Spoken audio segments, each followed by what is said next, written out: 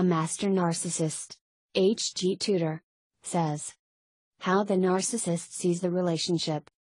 There is a covenant which exists between you and I, between our kind and your kind.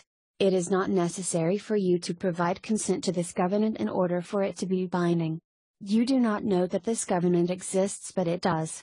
Its terms govern the relationship between us and you, whether you are entangled with the lesser of our kind, the mid-range or the greater. It matters not. The covenant applied from the moment that we selected you to be our victim. There are 10 parts to this covenant, and they reflect the mindset and attitude of our kind towards you and how you and I interact.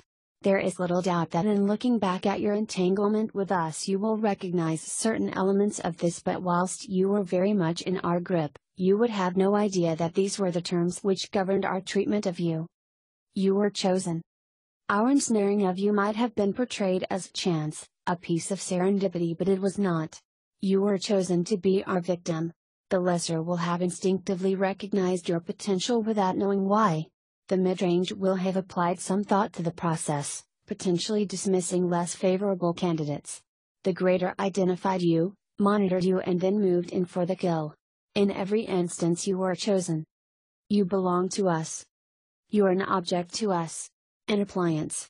Therefore, we are able to assert proprietary rights over you just as we would with some other kind of object or chattel.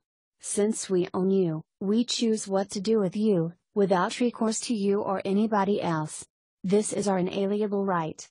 You exist solely for our purposes.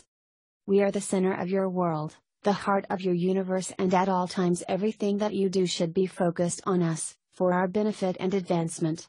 You do not exist for your family. You do not exist for our children. You do not exist for your friends, colleagues, fellow members of a club or congregation. We are all that matters to you. This is forever. This covenant lasts forever.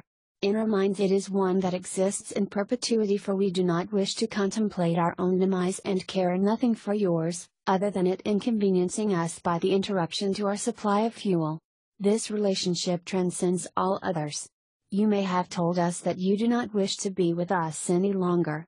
You may have broken off the engagement or divorced us. In our mind all that you have done is in the formal relationship, which is something that people lesser than our kind engage in with one another, and that which we accede to for the sake of fitting in.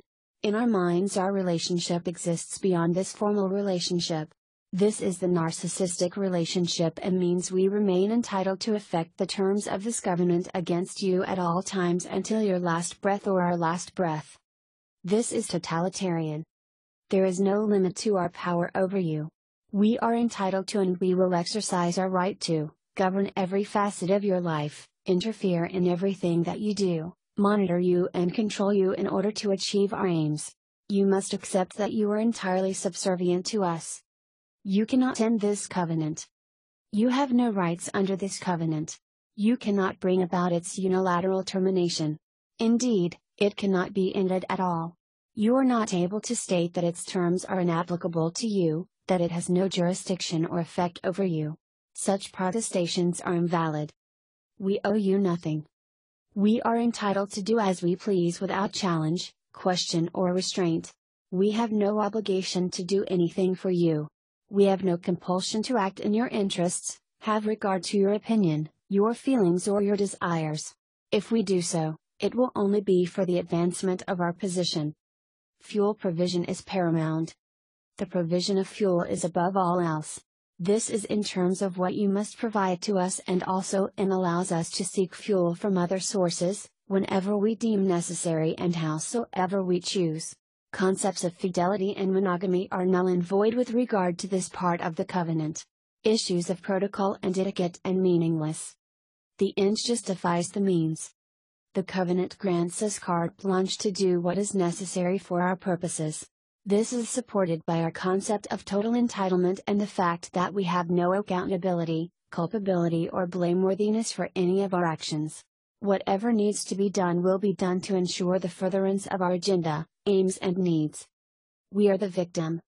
We are the victim in all of this. This is why the covenant exists, by reason to compensate us for all of the outrageous injustices, misfortunes, unfairness and hardships that this cruel and feckless world has meted out to us.